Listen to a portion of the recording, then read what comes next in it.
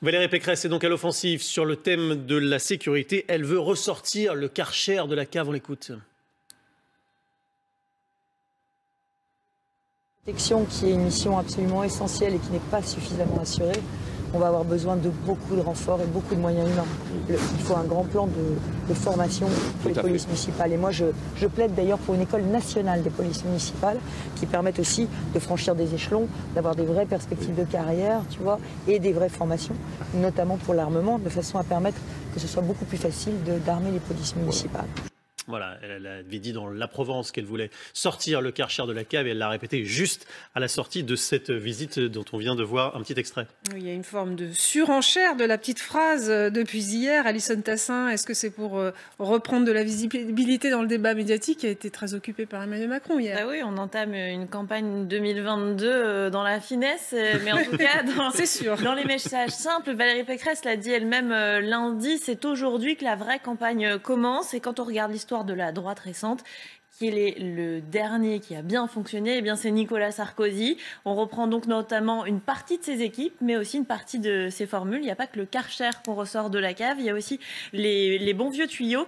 Et après une semaine qui est un peu compliquée pour Valérie Pécresse, après d'un vote à l'Assemblée nationale qui n'a pas été entièrement suivi de ses recommandations à elle, eh bien c'est aussi l'occasion d'aller de revenir tout simplement aux fondamentaux et d'aller sur des terrains où elle sait qu'elle peut être porteuse. Alors, on va se demander si ces propositions peuvent fonctionner ou pas. On va rentrer dans le détail avec Denis Jacob, qui est avec nous, qui est secrétaire général du syndicat de police alternative CFDT. Bonjour. Alors, évidemment, bonjour. Cette expression du Karcher, vous la connaissez par cœur. Elle évoque quoi chez vous? Est-ce qu'elle évoque un moment où il y avait une mobilisation autour de la police ou au contraire un échec parce que on sent bien que chez les électeurs de Nicolas Sarkozy et également dans les rangs des policiers, le Karcher n'a pas été passé à l'époque. Il y a une forme de déception.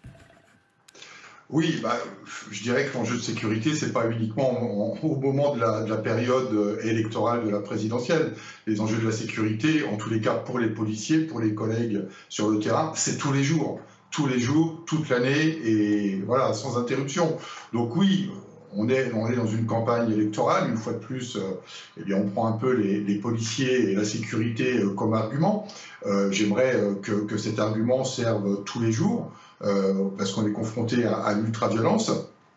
Mais malheureusement, ce concept de Karcher dans les quartiers difficiles, alors bien évidemment qu'il faut une action répressive au quotidien pour lutter contre tous les trafics institués dans des quartiers qui ont été abandonnés. Mais si, une fois de plus, et quel que soit d'ailleurs le candidat, je le dis très solennellement, je ne le dis pas uniquement pour Valérie Pécresse, mais aussi potentiellement pour le président futur candidat et aussi pour les candidats des autres partis, si on croit un seul instant que nous réglerons les problèmes d'insécurité sur notre territoire uniquement que par la seule action de la police nationale, alors on se trompe de combat.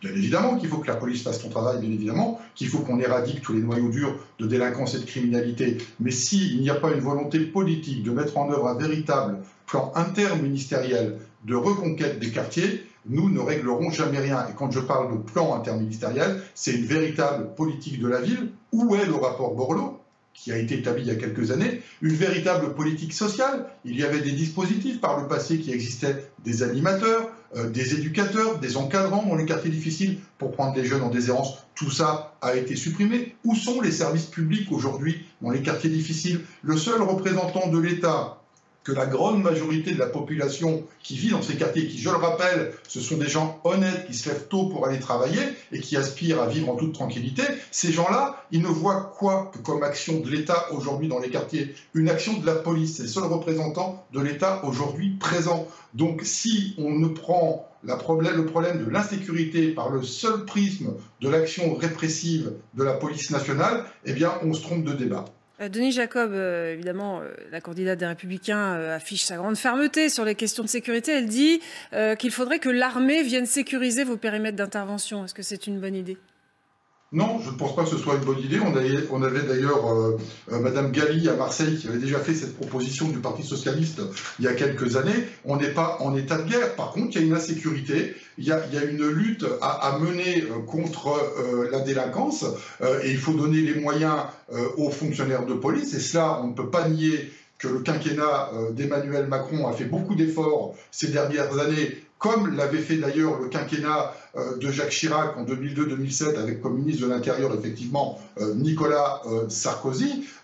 Mais il faut que derrière, une fois de plus, il y ait une volonté politique que tous les acteurs de la chaîne pénale, de la chaîne de sécurité puissent travailler dans de bonnes conditions. Et je pense notamment à la justice quand je vois le résultat des condamnations qui ont été prononcées hier contre les auteurs d'une agression d'un de mes collègues à Lyon. Ouais, on n'y est pas, c'est ce que vous nous dites.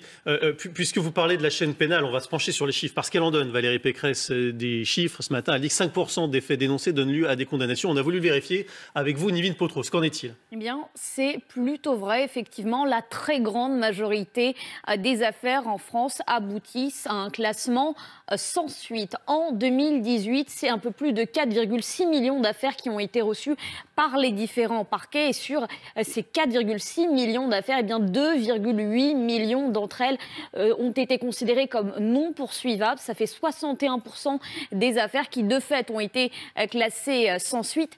Et même quand les affaires sont considérées comme poursuivables, eh bien 12,3% d'entre elles aboutissent à un classement sans suite. Ça fait au total 65% des procédures qui n'aboutissent pas sur l'ensemble des procédures reçues en 2018. Dans la majorité des cas, elles ne sont pas poursuivables par un défaut d'élucidation, alors les charges sont insuffisantes. Valérie Pécresse a dit donc vrai, elle avance le chiffre de 70%, c'est 65% très précisément.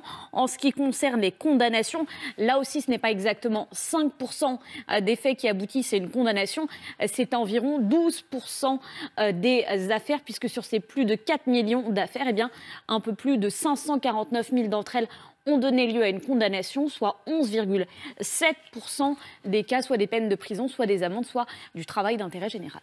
Merci Nivine Potros et merci à vous Denis Jacob d'avoir pris le temps de nous répondre en direct dans LCI Midi. Dans un instant.